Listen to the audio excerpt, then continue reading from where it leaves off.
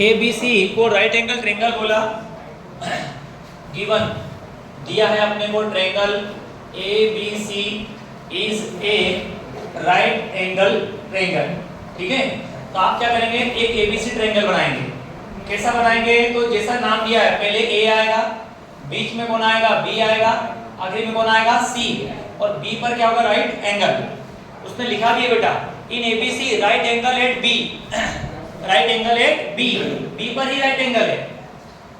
यदि AB 24 हो, A से B तक की डिस्टेंस कितनी हो बेटा आपकी 24, BC आपका B से C तक अगर 7 सेंटीमीटर हो तो determine sine A cos A, sine C cos C। आपको निकालना है नंबर 1 में साइन A और cos A। पहले निकालना है साइन A और cos A। हम ये सब निकाल सकते हैं अगर हमारे पास तीनों साइड हो, हमारे पास तीन साइड हो। तीन साइड है क्या, है क्या, क्या करना पड़े थर्ड साइड के लिए, क्या लगाएंगे, पाइथागोरस। ये हमारा हो गया H। पहचान कैसे करवाई थी, अगर एक ही बात हो रही है तो इसके अनुसार सामने वाली साइड क्या कहलाएगी, परपेंडिकुलर। ये क्या कहलाएगा आपका बेस। इसका मतलब P का मान 7 और B का मान 24 दिया हुआ है। पाइथागोरस लगाई, H square equal to P square plus B square. P का मान कितना है बेटा आपका 7, B का मान कितना है 24, 7 का स्क्वायर कितना होना चाहिए 49, 24 का स्क्वायर नहीं आता है तो मल्टीप्लाई करिए, 24 4 जा 96, कैरी का 9, 24 2 जा 48, 48 प्लस 9 कितना जाएगा 57, 57, 576 हो गया यहाँ पे। अब ये 9 प्लस 6 कितना हो गया बेटा आपका 5, तो ये लगभग 625 हो जाएगा। कितना जाएगा 625। यहाँ से h निकालोगे तो स्क्वायर कहाँ जाएगा, स्क्वायर रूट ऑफ 625 कितना होता है बेटा आपका 25, कितना होता है 25 होता है। तो इसका मतलब है कि 724 में हमेशा h का मान 25 आएगा। याद कर लो, बड़ी परीक्षाएं बैंक की, रेलवे की होने वाली है, उसमें ये सवाल आते हैं, वहां समय 1 मिनट का होता है हमारे पास, हम इतना करने जाएंगे समय खत्म हो जाएगा। तो हमको तो तीन साइड हमेशा जाननी है, 3 4 और 5। 3 अगर 3 दिया है 4 दिया है तो थर्ड क्या आएगा आपका 5, और 7 दिया है 24 दिया है तो अगला क्या आएगा आपका 25। 7 24 25, 7 24 25, 7 24 25, h का मान कितना है 25। अब तुम्हें निकालना है कोसाइन A।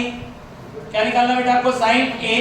P अपान क्या आएगा h, P का मान कितना है 7, दिख रहा है नहीं दिख रहा है, दिख रहा है, और h का मान कितना है 25। cos A निकालना है तो B अपान h, B का मान कितना है 24, h का मान कितना है 25। आ गया, ये आ गया तुम्हारा साइन A और क्या आ गया cos A। इसमें कोई दिक्कत किसी को नहीं है, ठीक है। अब सेकंड क्वेश्चन क्या दिया है बेटा, सेकंड क्वेश्चन क्या दिया है, सेकंड क्वेश्चन में आपको लिखा है sine C cos C, sine C और क्या निकालना है cos C। डायग्राम को फिर चेंज करो, डायग्राम में जो ऑर्डर है ये 7 है, ये क्या है 24 और ये क्या है बेटा 25। नाम बदलेंगे नहीं, जैसा ऑर्डर था A B और क्या हो गया C, लेकिन cos और साइन में एंगल कौन सा लिया अपन ने C, तो ये वाला एंगल लेंगे। ये एंगल लोगे तो सामने वाली साइड क्या बन जाएगी परपेंडिकुलर, ये क्या बन जाएगा बेस, और ये क्या रहेगा हाइपोटेन्यूस। हाइपोटेन्यूस कभी बदलेगा नहीं, हाइपोटेन्यूस हर कंडीशन में सेम ही रहने वाला है। चेंज कौन होंगे P और B, चेंज कौन होंगे P और B, P और B को चेंज करना है आपको। अगर P और B को चेंज करना है तो इस प्रकार चेंज कर दिया आपने, नाम बदल दिए, जहां B था वहां P, जहां P था वहां पर B। अब तुम्हें साइन C निकालना है जो होता है P अपान H। अब तुम्हारा P कितना हो गया 24, H कितना हो गया 25। फिर निकालेंगे आप लोग cos C, cos C क्या होता है B अपान H। B कितना हो गया बेटा 7 और H कितना हो गया 25। आया कि नहीं आया, ट्रिग्नोमेट्री कठिन है क्या, जब बेसिक से पढ़ेंगे, जीरो से पढ़ेंगे तो सवाल आते हैं, और जितना सरल त्रिकोणमिति होता है गणित में उतना सरल कोई टॉपिक होता ही नहीं। सिर्फ डायरेक्शन चेंज कर दिया पढ़ाने का। एक बार आप पढ़ चुके हैं मैथ्स को और अब दोबारा पढ़ रहे हैं, कुछ अंतर नजर आ रहा है कि नहीं आ रहा है? आ रहा है? चलिए उतार लो जरा।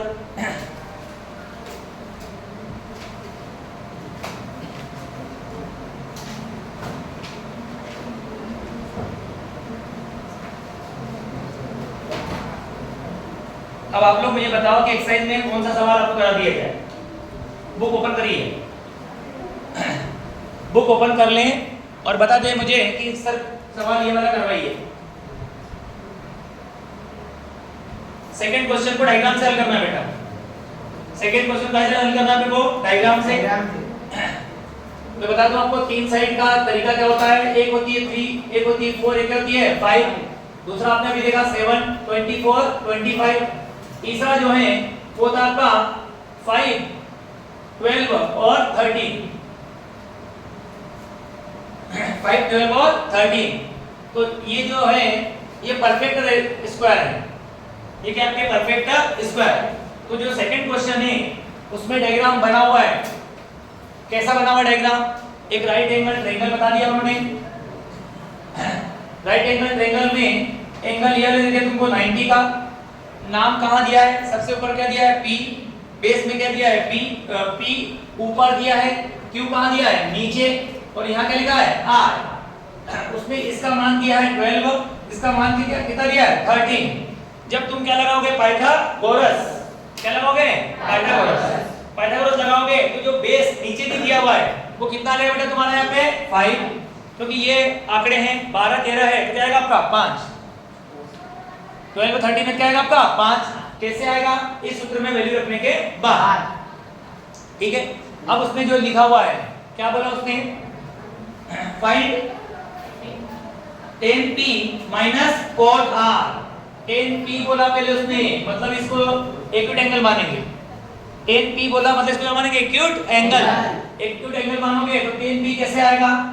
10p निकालना है अगर हमको 10p निकालना है तो इसके सामने वाली साइड परपेंडिकुलर और ये क्या है तुम्हारा? बेस। ये क्या है तुम्हारा? हाइपोटेन्यूज।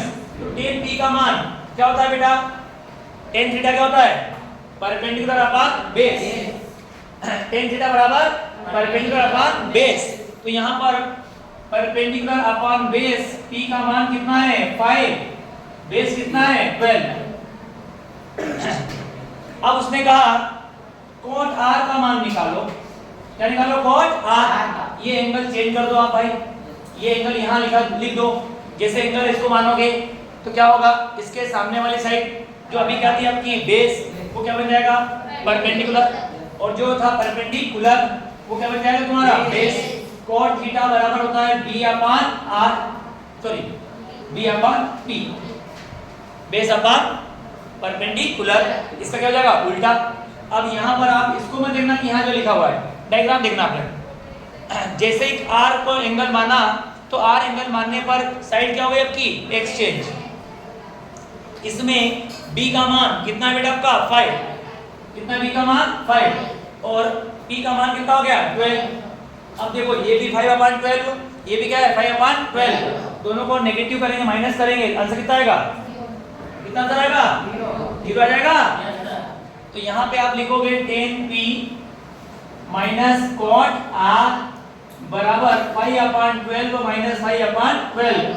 आंसर कितना आएगा? 0। कितना आंसर आएगा? 0।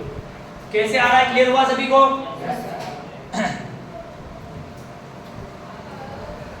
कोई डाउट? थर्ड क्वेश्चन देखो, तीसरा सवाल। साइन ए का मान दिया है। जैसे साइन ए वाला एक सवाल करा चुका हूं मैं आपको ऑलरेडी। साइन ए दिया हुआ है, कुछ भी साइन ए निकालने के लिए साइन ए से 3 और 4 दिया है तो तीसरी साइड क्या होगा बेटा आपकी? 3 और 4 दिया है तो अगला साइड क्या होगा आपका? 5। ये हाइपोटेन्यूज रहेगा हमेशा। ये वैल्यू क्या रहेगी हमेशा आपकी? हाइपोटेन्यूज। 3/4 दिया है, हाइपोटेन्यूज कितना होगा? 5। पर डायरेक्ट मत लिखना, 10वीं बोर्ड में लगाना पड़ेगा पाइथागोरस। तीसरा क्वेश्चन तो होना चाहिए आपसे। हो जाएगा क्या? क्वेश्चन नंबर 4 की बात करते हैं बेटा। क्वेश्चन नंबर 4 की बात करते हैं। आपको दिया है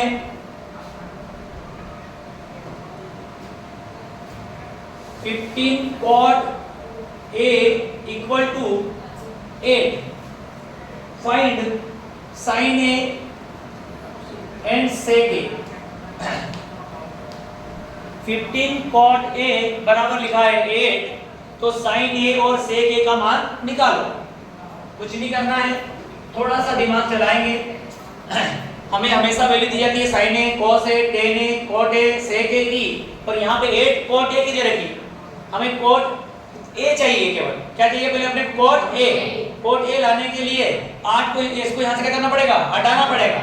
ये कहा है आपका मल्टीप्लाई, उधर गया तो डिवाइड। इसका मतलब है कि cot A बराबर हो जाएगा 8/15 हो जाएगा बेटा आपका। अब cot का फार्मूला, बेसिक फार्मूला आपको याद करना पड़ेगा। क्या था, B/P। क्या था, B/P।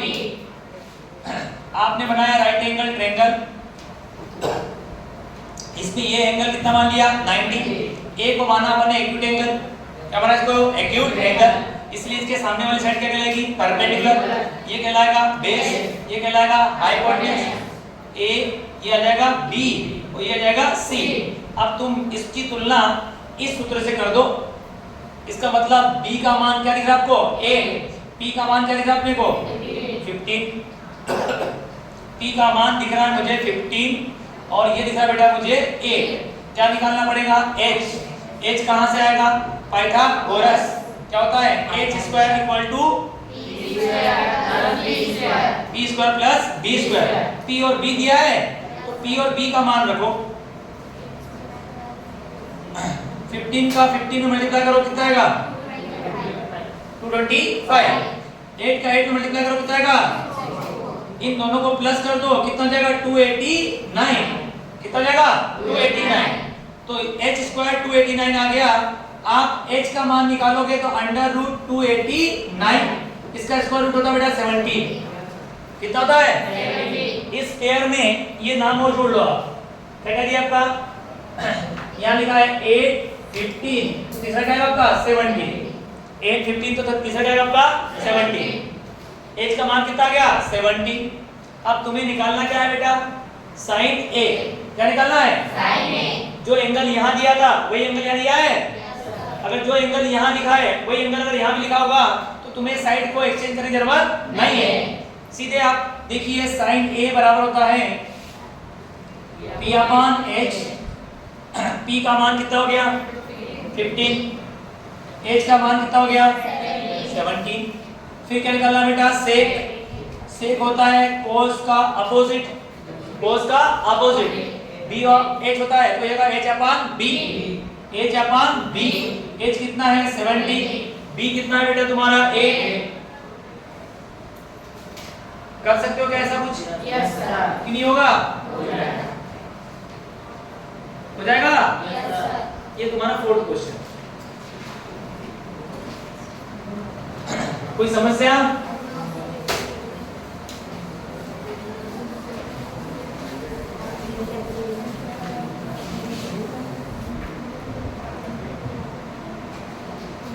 अब बताओ कौन सा क्वेश्चन करें, 6 क्वेश्चन करते हैं, है ना। Given sec theta, sec theta दिया है बेटा आपको, सारे ट्रिग्नोमेट्रिक रेशो निकालना है ना। sec के आधार पे sin cos tan cos sec और cosec सबके मान निकालना पड़ेंगे। 5th क्वेश्चन में sec थीटा दिया है, इसको आप थीटा मान लो। क्या मान लो इसको, थीटा। नाम दे दो a b और c। इसके सामने वाली साइड क्या कहलाएगी, परपेंडिकुलर। ये हो जाएगा बेस, ये हो जाएगा हाइपोटेन्यूज। sec थीटा बराबर दिया है आपको 13/12। 13 ये सबसे बड़ी साइड। sec में क्या होता है बेटा, ऊपर h, नीचे क्या होता है b। b का मान कितना दिया है, 12। इसका मान कितना दिया है, 13। तो ये क्या होना चाहिए, 5। क्या होना चाहिए, 5, क्योंकि वो रेशो मैंने लिखवा दिया आपको, 5 12 और 13। ये 5 हो जाएगा। अब कैसे आएगा ये आएगा पाइथागोरस लगाने के बाद। अब तुम्हें बाकी सब निकालना पड़ेगा, sin थीटा, फिर निकालोगे cos थीटा, फिर निकालोगे tan थीटा, फिर आएगा बेटा cosec थीटा और फिर क्या आएगा आपका cot थीटा। सभी के सूत्र तुम्हारे पास में है, सबके सूत्र लगा देना, आंसर आ जाएगा। ठीक है क्यों भाई? 10 में ट्रिग्नोमेट्री नहीं आ रहा है समझ में, कुछ लोगों को आ रहा है बाकी को नहीं आ रहा है, ये चीजें चल रही थी कहीं कहीं दिमाग में आपके, अब आगे नहीं आ गया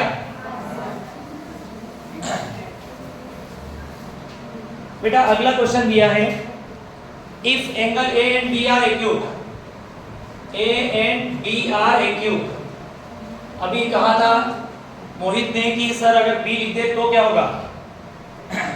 वो तभी होगा जब उनके आगे एक्यूट लिखा हो। क्या लिखा उनके आगे? एक्यूट। अब मुझे ट्रायंगल बनाना पड़ेगा इस प्रकार का। एक्यूट का मतलब उसकी वैल्यू 90 से छोटी होगी, उनकी वैल्यू क्या 90 से छोटी। अगर आप इसको a नाम दोगे तो इसका नाम क्या देना पड़ेगा आपको? b। ये हो गया a, ये हो गया तुम्हारा b और ये क्या हो जाएगा c। इन दोनों के एक्यूट होने पर c हो जाएगा 90 का, c हो जाएगा 90 का। अब तुम्हें अगला दिया है उसने cos a का मान बराबर है cos b के। cos a का मान बराबर किसके है? cos b के। तो तुम्हें सिद्ध करना है एंगल a बराबर होगा एंगल b। एंगल a किसके बराबर होगा? Angle b। सबसे पहले हम a के अनुसार मानते हैं, a के अनुसार मानते हैं। तो a के अनुसार मानोगे, ये रहा a तो ये कहलाएगा परपेंडिकुलर, ये कहलाएगा बेस, ये कहलाएगा हाइपोटेन्यूज। सुन लिया आपने? अब हम क्या करते हैं, cos a का मान निकाल लेते हैं। cos a बराबर क्या होगा बेटा आपका? b upon h। क्या होगा? b अपॉन h कि h upon b।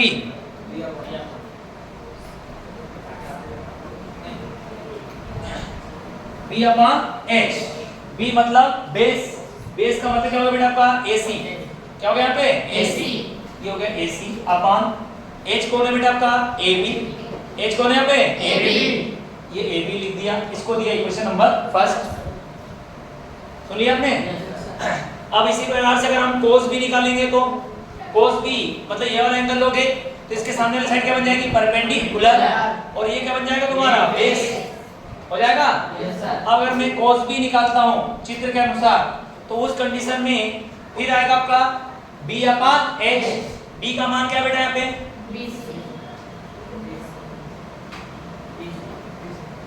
b upon h, b से हो जाएगा। तो ये आपने लिखा BC अपॉन H का मान क्या होगा? यहाँ सही नहीं लिखा क्या पर?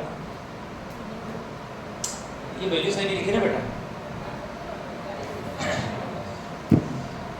B अपॉन H तो बेस आ गया तुम्हारा यहाँ पे पहली कंडीशन में AC, H आ गया तुम्हारा AB। अब दूसरी कंडीशन B को माना अपन ने तो ये बन गया परपेंडिकुलर, ये बन गया तुम्हारा बेस। बेस क्या बन गया बेटा यहाँ पे? BC अपन में क्या आएगा? AB। क्या आएगा आपका? AB।